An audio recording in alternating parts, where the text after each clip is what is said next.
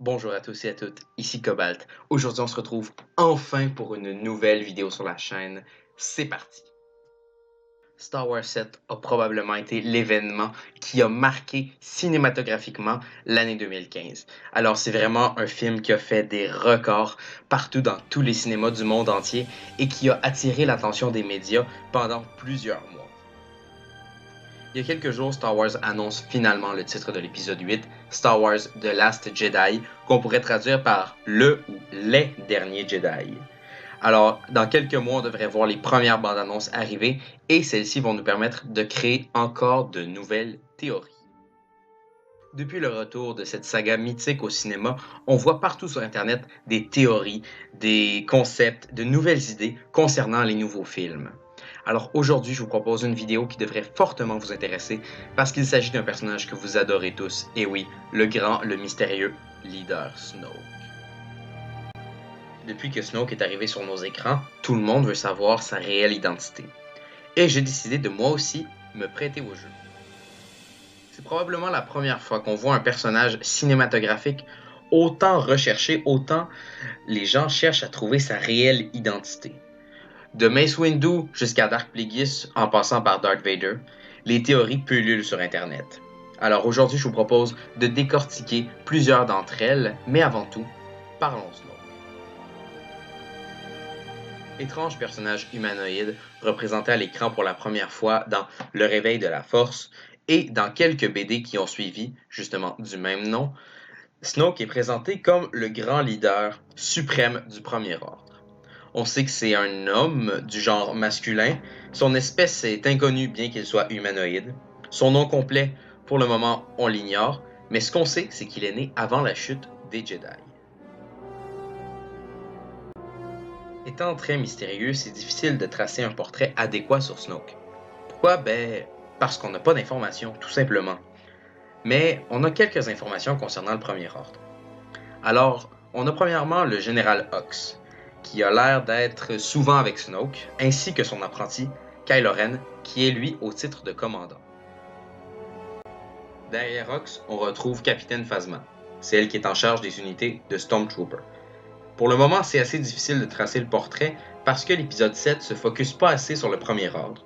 Mais peut-être que l'épisode 8, oui, ce qui va nous permettre de peut-être en connaître plus sur Snoke et le Premier Ordre en général.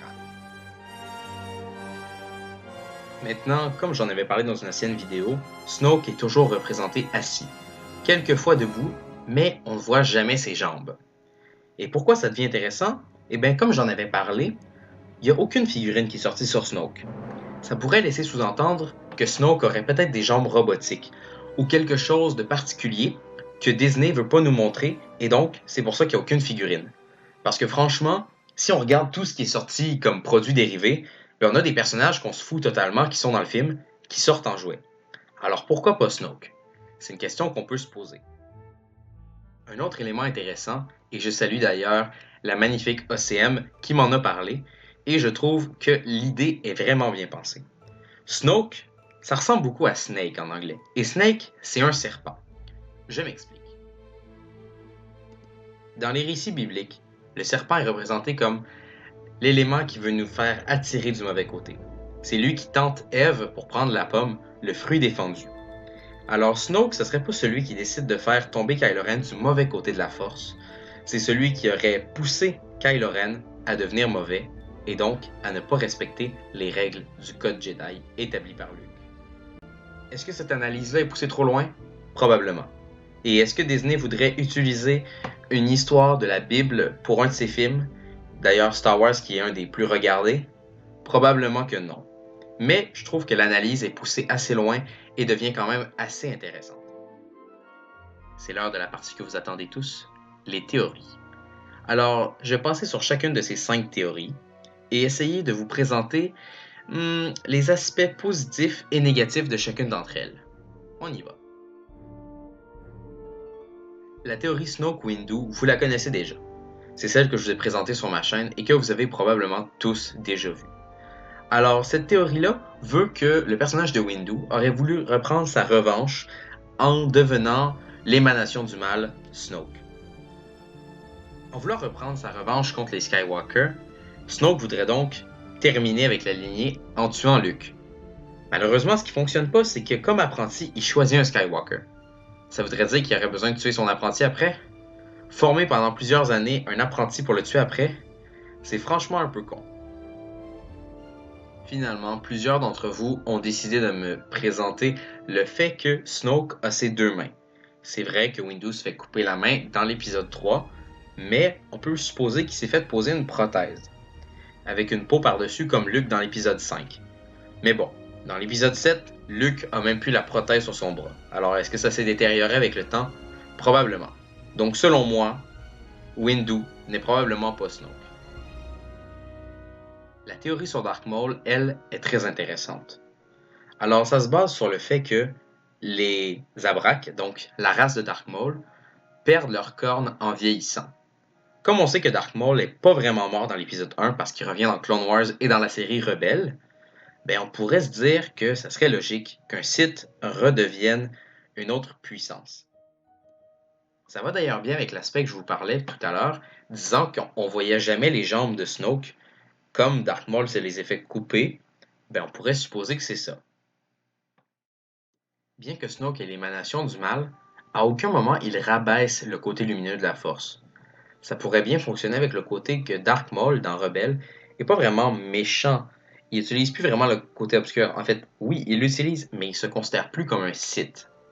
Mais un non-Sith qui formerait un futur Sith, ça peut paraître étrange. Et c'est pour ça que selon moi, la théorie ne fonctionne pas non. Tout de suite après la sortie de l'épisode 7, c'est une théorie qui enflamme le web. Tout le monde en parle. Est-ce que Snoke ne serait pas Plagueis? Plagueis qui était d'ailleurs l'ancien maître de Palpatine, qui a réussi à se ramener à la vie en contrôlant les midi-chloriens. Malheureusement, Plagueis est un personnage de l'univers étendu. Et est-ce que Disney ramènerait vraiment un personnage qui a été retiré de la saga originale pour le remettre dans les films pour Snoke? Ça serait étrange et un peu flou pour les gens qui ne connaissent pas. Alors pour moi, non plus. Plagueis n'est donc pas Snoke. Palpatine et Snoke, franchement, non, selon moi ça colle pas. Parce que, ben, Palpatine est mort dans l'épisode 6. Je veux dire, Darth Vader l'a tué, il l'a lancé en bas de l'ascenseur. Je veux dire, le sacrifice de Vader est trop important pour se dire que l'empereur reviendrait. Oui, je sais que ça vient de l'univers étendu, où l'empereur peut transférer son esprit d'un corps à l'autre, mais selon moi, c'est un peu trop facile, c'est trop pensé sur une ancienne histoire qui a été supprimée. La dernière aussi, je la trouve assez bof. Elle se base seulement sur le fait que Vader, lorsqu'il retire son casque, a à peu près la même cicatrice sur la tête que Snoke. Mais Vader est mort dans l'épisode 6, et on a vu son corps brûler, on a vu le fantôme d'Anakin. Est-ce qu'on pourrait se dire que Snoke est la partie du mal de Vader qui est restée? Ouais, ça peut être intéressant vu comme ça. Sauf que on voit clairement que Kylo Ren porte un culte sur le personnage de Vader. Alors, si Snoke aurait voulu se montrer plus puissant, il aurait tout de suite annoncé à son petit-fils, si c'était Vader, que ben, c'était lui, l'ancien maître de la galaxie. Alors voilà, la vidéo est maintenant terminée. J'espère vraiment qu'elle vous aura plu, parce que je sais que vous aimez bien Snoke, que vous aimez quand on spécule autour de lui. Et bien voilà, c'est fait, une bonne grosse vidéo sur ce personnage que vous adorez tant. Je voulais aussi faire une petite parenthèse sur le fait qu'il n'y a pas eu de vidéo récemment sur la chaîne. C'est normal, j'ai changé d'ordinateur, j'ai changé de matériel, j'ai dû donc tout réinstaller sur l'ordinateur. Ça m'a pris un petit temps. Et donc, ben, je vous fais cette vidéo-là maintenant. Allez, on recommence en force avec une bonne grosse vidéo. Alors, c'était Cobalt. Que la force soit avec vous. Ciao. Abonne-toi, et ensemble, nous régnerons sur la galaxie comme belle et puissante.